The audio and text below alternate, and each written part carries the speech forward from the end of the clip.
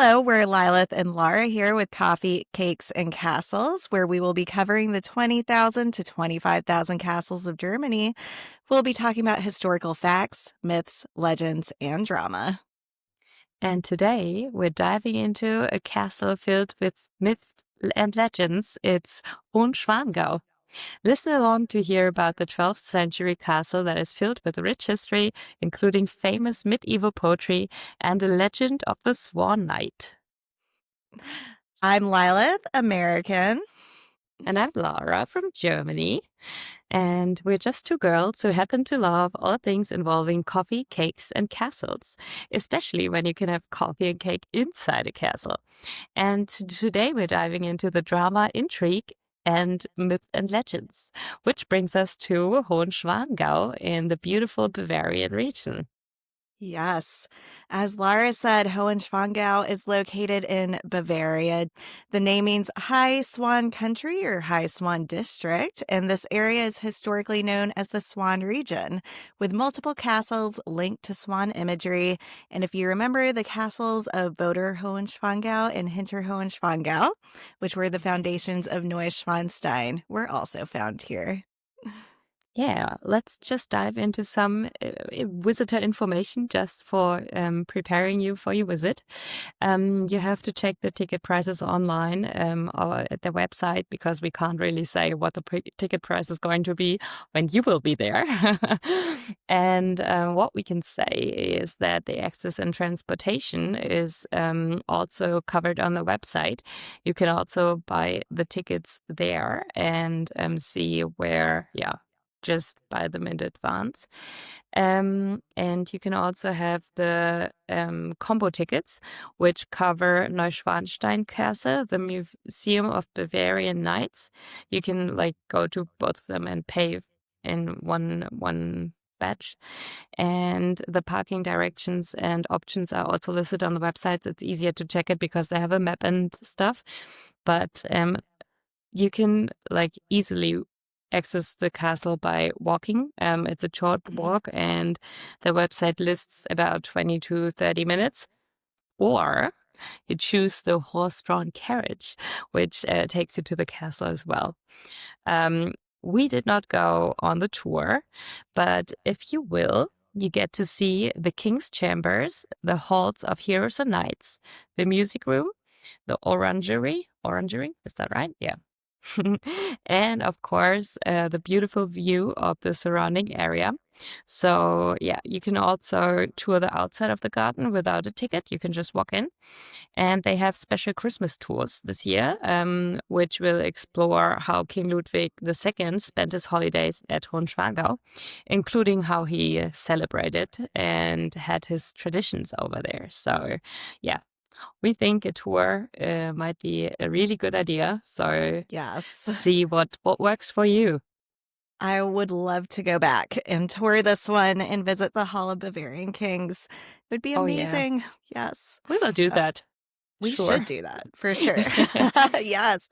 And moving into the origins and early history, rising above the valley was medieval Schwanstein Castle. The earliest records of this castle date back to the 12th century, so we have a truly medieval castle here. The name means swan stone, evoking purity and nobility, a fitting emblem for the knights who owned it. It was built and owned by the Knights of Schwangau.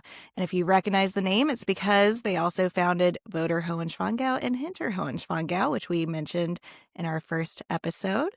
The Knights of Schwangau were ministerialists. The ministerialists were an interesting part of nobility as they were legally unfree but noble in practice.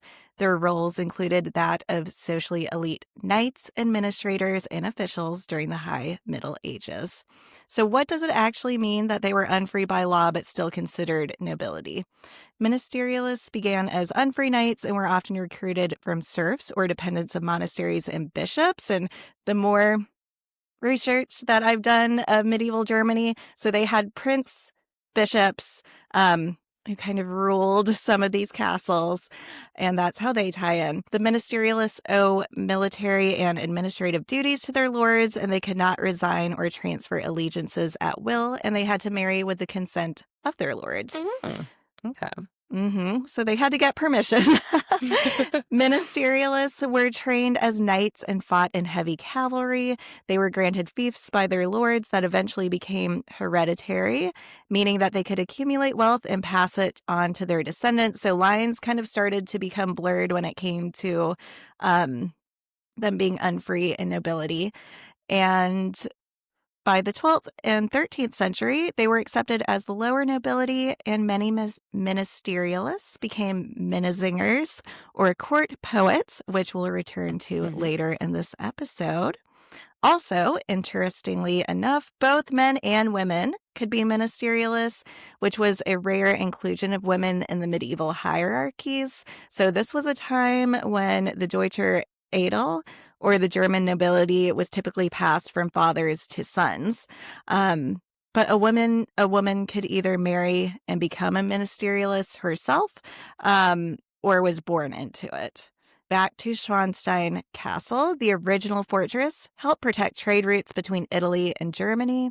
And if you look at a map of medieval trade routes during the time in the 12th century, you can see how there's a line that runs from southern Italy up through Germany, and it passes through the Bavarian region. And this was all part of the Holy Roman Empire. It's so interesting. It is. And now we jump to the House of Welf and the Schwangau's feudal ties.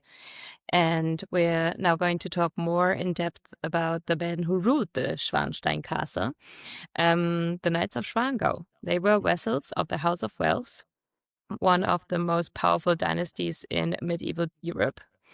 And the House of Welf originated in the 8th century and became a dominant force in the Holy Roman Empire, Italy, and Great Britain, with their roots in Franconia, with ties to the Carolingians. And across centuries, Welsh rulers bore some of the most prestigious titles in Europe: the Dukes of Bavaria and Saxony, Electors of Hanover, and Kings of Great Britain and Ireland.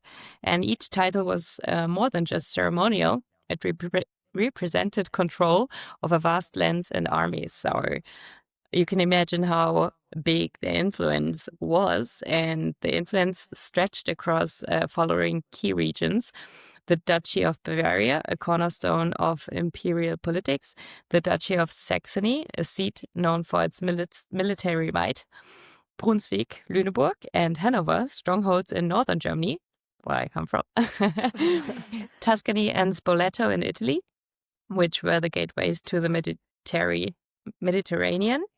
And the House of Welf peaked under the famed Henry the Lion, who ruled over both Bavaria and Saxony, which has a long history in Braunschweig. But we will come back to that in another episode. Centuries later, the dynasty would extend its reach across the Channel, and in 714, George I extended the British throne. Yeah, so when we have talked about the interconnectedness of some of these families, you can kind of see just how far their reach spread. Yeah, all the crazy. way to Britain. Yes.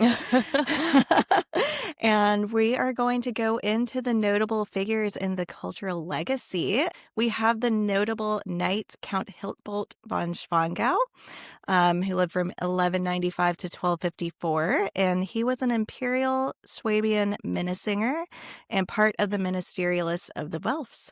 He was one of the counts of Schwangau. And Count Hiltboldt von Schwangau became known as the Knight of the Swan and was immortalized in the Codex Manessa, where he appears adorned with a black swan upon his helm, shield, and attire. He was a minstrel known for his contributions to the Minnelara, or the art of love poetry. He had 22 minnesongs preserved between 1215 and 1225. The Codex Manessa is a leader handschrift, the most comprehensive source of Middle High German Minnesang poetry. And German High Minnesang poetry is a tradition of lyrical poetry and song that focused on courtly love. It includes writings from 1160 to 1330, and the actual book was created between 1300 to 1340, and it includes 426 parchment leaves that are double-sided and 140 blank pages and partially blank pages. It has almost 6,000 verses with 140 authors, of which is Count Hiltboldt von Schwangau. And the Codex Manessa was added to UNESCO's Memory of the World Register in 2023, confirming its significance as a national treasure of medieval culture and literature. And I had asked you if you had heard about this before. And I have not. No. I've never heard of it. But it turns out, and I'll get into this later, but I have actually read something from this. I discovered. Okay. Yes. Oh my God. It was so long ago that I did not even realize that it was connected, but we'll get into that later. For now, here's an excerpt of Count Hiltboldt von Schwangau's writing, which you can find online at archive.org. And Lara, I will turn this one over to you. I will try. It's not easy, guys. We will put a picture of it on our Instagram, and you can see. And I'll be struggling, but I'll try. Because this was written in like High Middle German. Yes, or and medieval dialect. Yes. This is just going to be fun. Okay, I'll start. Aus allen Prufen ich mir eine erkannte, zertröste, an der will ich stete bleiben. Der setze ich mich min ihre zipfande, und dat ich sie minne vor allen wieben. Svenne ich dat nit to, I will dat sie verstehe, und ihr Gnade mir da zu vergeh. Nu gedenke, ob ich mir nit löste, wer mich anfröden, I mehr mich getröste. Was sollte mir da nach Lipp und Ehre, svenne ich das Herze wollen von ihr wenden? Sie witze das, ich minne sie, I mehr Meere, nach ihr Gnaden, nur itze ich noch verenden. Was da ümbe, ob sie verziehen kann, das haben Wildgurte, Fruven getan. Doch itz min Trost, I hörte sagen ein Meere, das nit so grot, so starter deneste wäre. It sounded perfect to me. That's good. I did not understand a word of it. Well, I have the translation into English, and I understand what you're saying because I remember back in college, undergrad, I took a literature course and we read the Canterbury Tales in the original, like Middle English. And yes, you cannot, it is not the same as what we would read now. So, a translation into English, and I did just use like a translator app because it's really hard to find the actual translation into English online. The English translation: among all women, I have chosen one to comfort me, in whom I wish to remain. For this I pledge my honor, and that I love her above all women.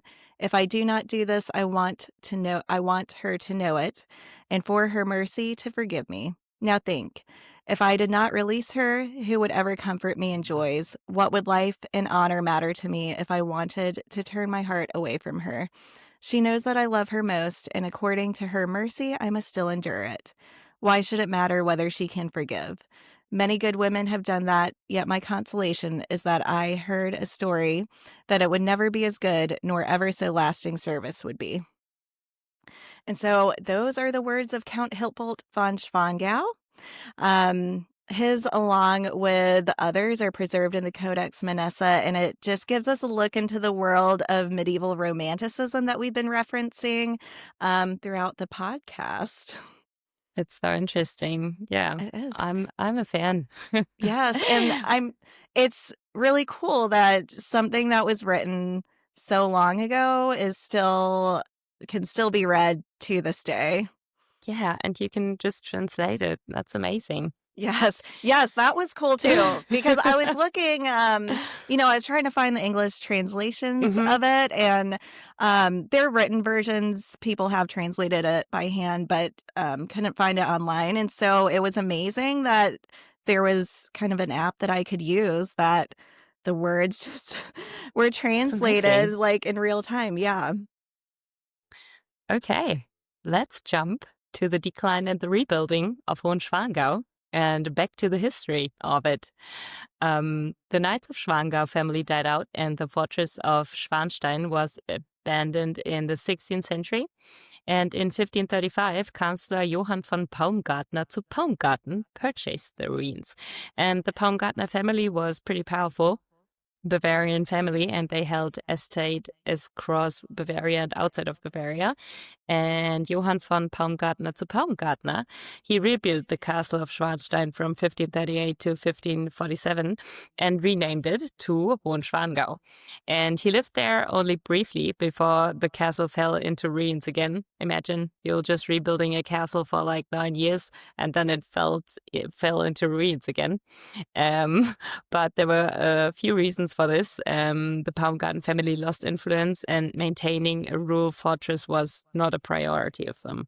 So Hohenschwangau was then purchased in 1549 by Maximilian I, Elector of Bavaria, for the Wittelsbach family. And the Wittelsbach family used it primarily as their lodge while they were out hunting bears in this area. In 1743, Hohenschwangau was plundered by Austrian troops during the War of Austrian Succession, which was from 1740 to 1748. And it was a major European conflict sparked by disputes over Maria Theresa's right to inherit the Habsburgs' land after the death of her father, Emperor Charles V. Fourth. Six. Well, it involved nearly all of Europe's great powers and spread across multiple continents. And since the war was fought primarily in the southern Germany, many castles of the border were targets. And later, during the Napoleonic Wars from 1800 to 1809, the castle was severely damaged by a French bombardment and nearly demolished. And again, armies were moving through southern Bavaria, and castles like Hohenschwangau paid the price for it. They were being looted and burned to prevent them from being used as strongholds. And King Maximilian I Joseph sold Hohenschwangau in 1820. A local resident bought the ruins for 200 guilders, intending to just demolishing it. But Prince Ludwig von Oettingen-Wallerstein then repurchased it for 225 guilders to save it. But after losing his position as head of the family, he sold it to his brother Friedrich. And just as a side note, when Ludwig I ascended the throne, Ludwig von Oettingen-Wallerstein regained his offices. Mm-hmm. And moving on to Crown Prince Maximilian II, who was the son of Maximilian I Joseph. So he discovered the ruins at age 18 while hiking. And I like that. So the German word for hiking is wandern.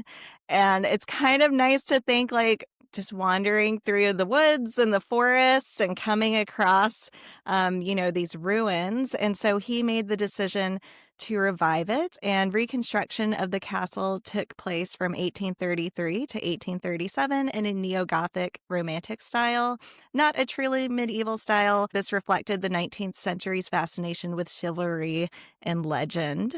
And the architect Domenico Quaglio led this transformation and included picturesque towers, pointed arches, and romantic flourishes. And the Bavarian architects Joseph Daniel Ullmüller, yeah. Ullmüller and Georg Friedrich Zieblin also contributed to the interiors and structural work. So Hohenschwangau became the summer residence and hunting residence of the Bavarian royal family.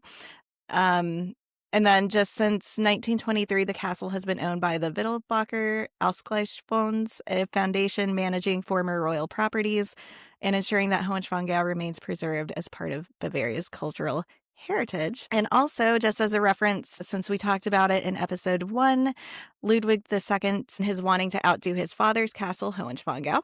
Hohenschwangau has 90 rooms, while Neuschwanstein had a planned 200 rooms. Though only 15 were completed. And while Hohenschwangau is smaller in size than Neuschwanstein, it was still impressive to see.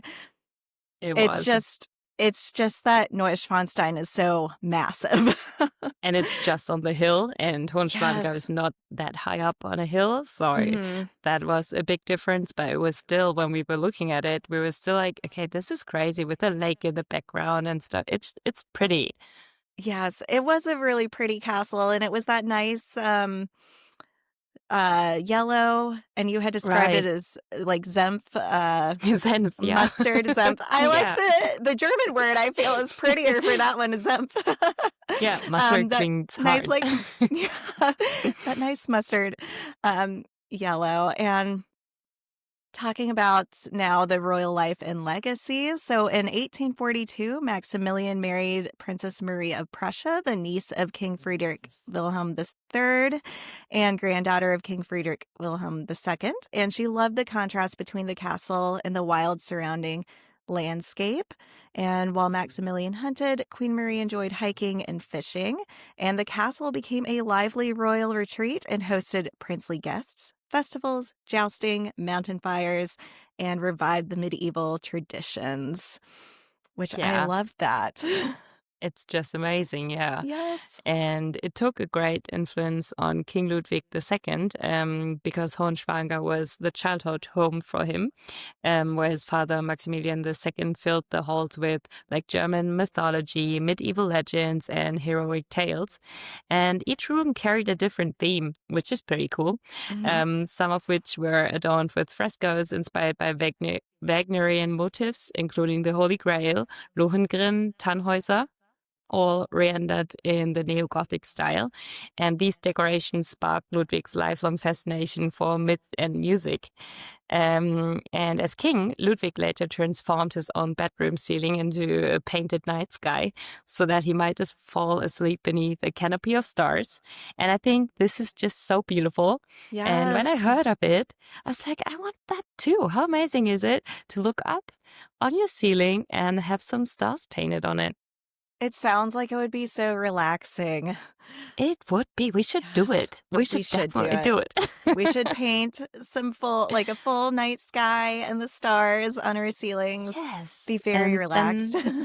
We will just have a tiny, tiny bit of a castle from Ludwig's history in our bedroom.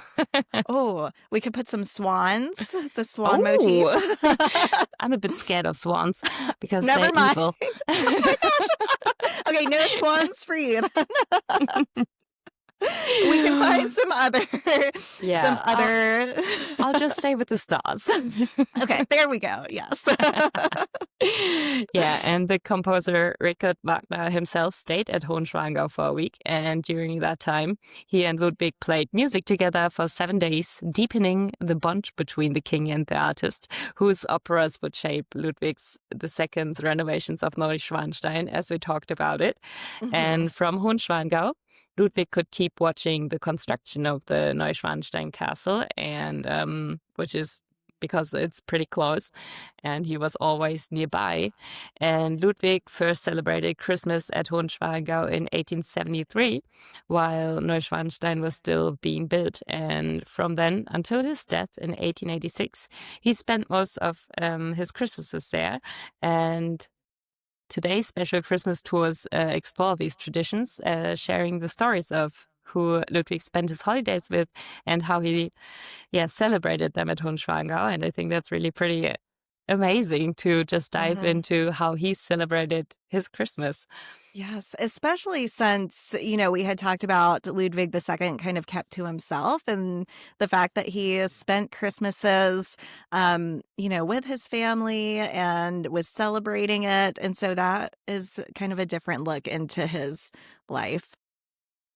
And we are moving on to legends and artistic details. The castle of Hohenschwangau is deeply entwined with the legend of the Swan Knight, most famously told through the story of Lohengrin. Lohengrin was a mysterious knight who arrives in a boat drawn by a swan to rescue a damsel in distress. This motif appears throughout medieval German romances and was later immortalized in operatic form by Richard Wagner. In many versions, Lohengrin is described as the son of Parsifal, the Grail Knight. This image appears in Wolfram von Eschenbach's Parsifal, which is included in the Codex Manassa. and is one of the most well-preserved pieces of medieval poetry. And so what I was talking about before, I have actually read part of this, Wolfram von Eschenbach's Parsifal. So you can find it in book form.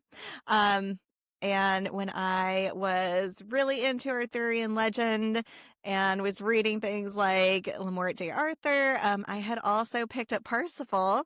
And that is so funny, right? yes, and this was probably now like, I'm old, so it was like 15, 20 years ago when I read this. And so I didn't even think about it until I was looking, at the Codex Manessa and who all was included in it.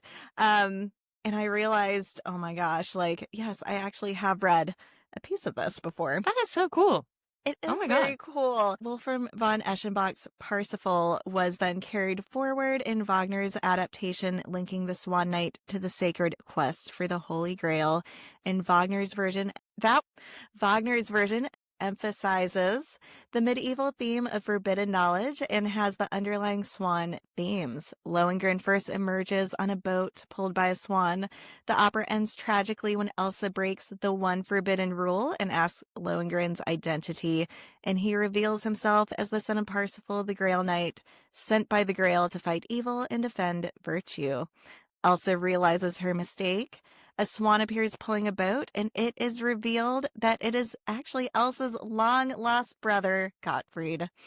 He turns back into his human form after Lohengrin prays, and Lohengrin must then leave her forever and departs on a boat, now pulled by a dove, leaving a devastated Elsa. Yes, and so, as with most operas, this one is also very tragic. Yeah. But that's how operas are. Very tragic. Tragic. Otherwise, the music wouldn't be as dramatic as it is. That is very true. It adds to the drama. And so I actually, to learn more about this, because we've been talking about Lohengrin and Wagner's operas, and so I pulled up some clips on YouTube, and I did not realize that during the opera, Lohengrin is actually in like huge swan wings. Oh my God. Yes. Oh my God. Yes. I did not know that. I didn't either. And so, yes, when I pulled it up, I was like, this makes sense now when they're talking about like this big swan motif and all of that. Like, he is actually wearing giant swan wings in the opera. Yes. So, definitely crazy. Like, yes, this theme is there, and it is visually there as well. It is there. It is. And so the tale itself may have originated earlier, with the earliest known versions appearing in French and German literature. There's Parsifal, the story of the Grail, written by Chrétien de Troyes, which was unfinished, and part of the Arthurian legend. And then this was later adapted by Wolfram von Eschenbach, and from these beginnings, the Swan Knight became a symbol of chivalry, secrecy, and sacrifice. That is so interesting, right? Mm-hmm. Oh my God. Moving on, we will dive into the artistic flourishes, the murals and the frescoes in the castle. And the castle features more than 90 murals, painted primarily in the 1830s, depicting German legends, heroic tales, and medieval romances. And the themes included the Holy Grail, Lohengrin, Tannhäuser, and heroic women from folklore, each room carrying a distinctive narrative, which we talked about already. And the Heroes Hall is particularly striking, with large frescoes celebrating legendary figures and epic battles. So you can see lots of art on the walls. And the Berchta highlights mythic female figures, blending folklore with romantic ideals. And the castle's location above the Alpsee Lake, surrounded by the Bavarian Alps, enhances the romantic and mystical atmosphere, as we were talking about when we drove up, seeing the lake and the castle. It was amazing, just the view of it and how it fits into the landscape. It was amazing. And that's what Queen Mary adored about it as well, the yellow facade. which is a nice and dramatical contrast with the Alpine backdrop, which made it really special for her. And I think for everyone who drives up to it, it's a very, very, unique experience. It is. It really looks magical as you're driving up, and especially we may have talked about it when we talked about Neuschwanstein, but when we drove up and it was kind of foggy that morning and the castles are just rising up, and with Hohenschwangau you really did have that contrast of like the yellow against the green and then the whole background of the lake, and we'll include a picture on our Instagram, but it's just a picturesque area. Yeah, really Beautiful. loved it. And yes. We could have spent lots of more time. Oh my goodness. Yes, we could have spent the whole day there visiting this area, but unfortunately we could not. We could not. Our time frame was very scrunched. It was very tight. Yes. Yeah. Super tight time frame, and maybe one day we'll be able to go back with a little bit more time. We will definitely. We will do the pinky swear. Yes, but it's easy to see how when, we've been talking about these castles were kind of like stumbled upon during their hikes. It's easy to see why they were hiking so much. It really is just such a beautiful area. And it is. So we have now explored 3 Bavarian castles, Neuschwanstein, Nymphenburg, and now Hohenschwangau. And before we move away from the Wittelsbach family in our next episode, which is Rothenburg ob der Tauber. Yeah, we love it. Thank you. Let's compare the 3. And so all 3, Neuschwanstein, Nymphenburg, and Hohenschwangau, share deep ties to Bavarian royalty, romanticized architecture, and symbolic storytelling. They were the royal residences of the Wittelsbach family. Nymphenburg Palace was the summer residence of the Bavarian rulers for over 200 years. Hohenschwangau Castle was rebuilt by Crown Prince Maximilian II and became the family's summer and hunting retreat. Neuschwanstein Castle was commissioned by Ludwig II, part of the Wittelsbach family. And then architectural flourishes and romanticism. So Nymphenburg is in the Baroque and Rococo style with the expansive gardens and interiors.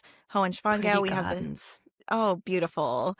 Yeah. Absolutely beautiful. And Hohenschwangau was the neo-Gothic romantic style filled with frescoes of German legends, and Neuschwanstein was the Romanesque revival inspired by medieval castles and Wagnerian themes. And today, all 3 are major Bavarian landmarks and draw visitors from all over the world for their architecture, art, and their royal history. Yes. And no coffee and cake at this castle, unfortunately.